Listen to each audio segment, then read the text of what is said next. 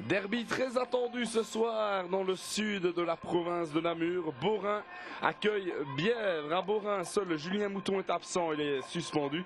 À Bièvre, Daoust est blessé, tout comme Van Damme et Marcel, ce sont les blessés de longue date. L'arbitre est monsieur Lissens, il est visionné par monsieur Amansion et les supporters de Borin sont particulièrement chauds. Alors 13 minutes de jeu, coup franc pour Borin, Wincherman qui frappe et les points de Mako.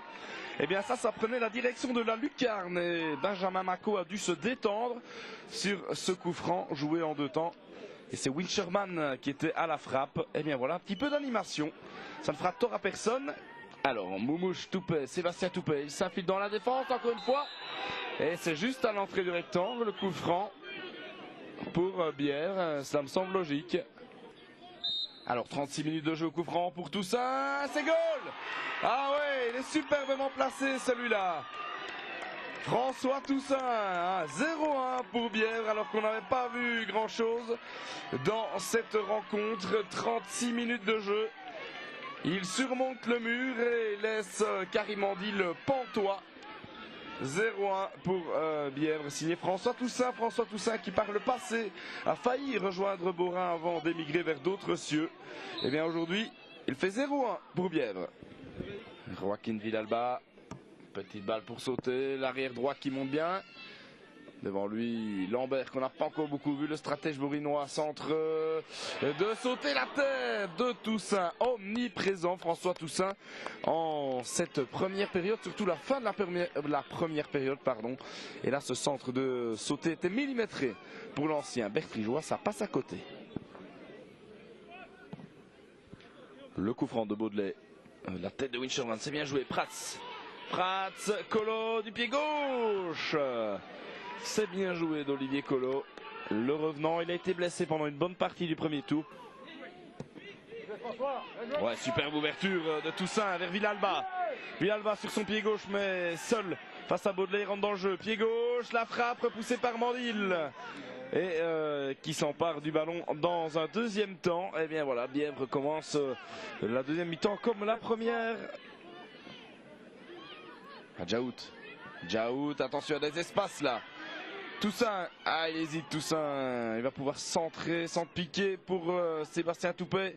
Juillan, la frappe, oh, quel arrêt de Mandil, pas terminé, encore Mandil qui maintient le navire à flot là, et l'arbitre dit de jouer, pas terminé, Sébastien Toupet sur son pied droit, et le dégagement enfin, on va dire, de Kevin Evrard. Le coup franc de Baudelaire après 23 minutes de jeu dans cette deuxième mi-temps. Wincherman sur son pied gauche, la frappe instantanée, ça passe à côté. Et voilà, c'est peut-être comme ça que Borin peut inquiéter Bièvre par des tirs à distance, mais il faut que ce soit cadré évidemment. La rentrée vers Lambert.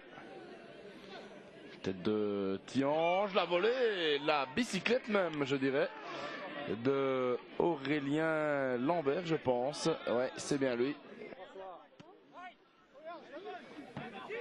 Lambert.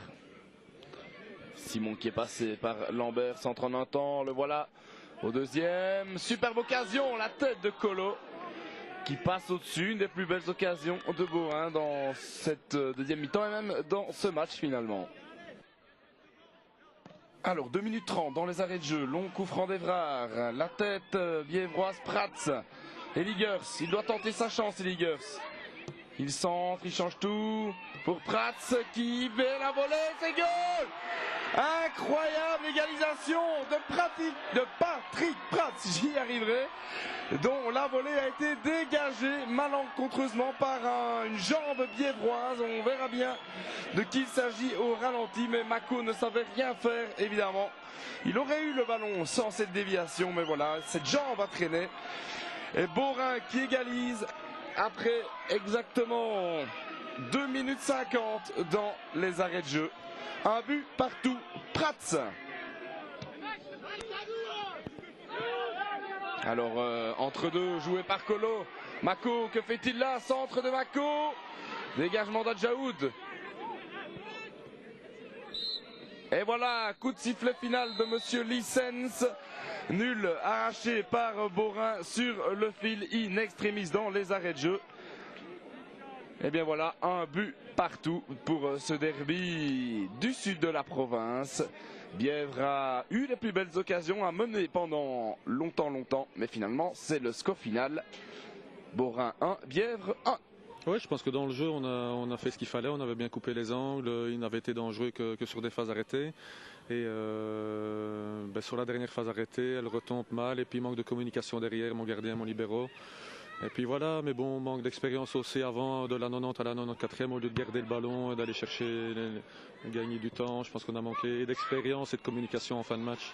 Voilà Patrice, un nul presque tombé du ciel pour Borin. Hein. C'est des cloches, hein. Donc ça va être Pâques bientôt. Oui, je pense que ça c'est le but, il est tombé du ciel parce qu'en deuxième mi-temps on a eu du mal à se créer des occasions parce qu'ils étaient bien regroupés derrière. Donc on a eu un match difficile contre une équipe pleine de maturité, avec des joueurs d'expérience qui ont joué à des niveaux supérieurs, ça c'est clair. Au niveau taille aussi, je crois qu'on avait un écart de 10 à 15 mètres si on avait calculé toutes les hauteurs. La revanche vendredi? Ben ouais, la revanche vendredi, je pense que tous les deux, de toute façon, on jouera pour gagner. Donc voilà, j'espère encore un match aussi engagé et plaisant pour les supporters.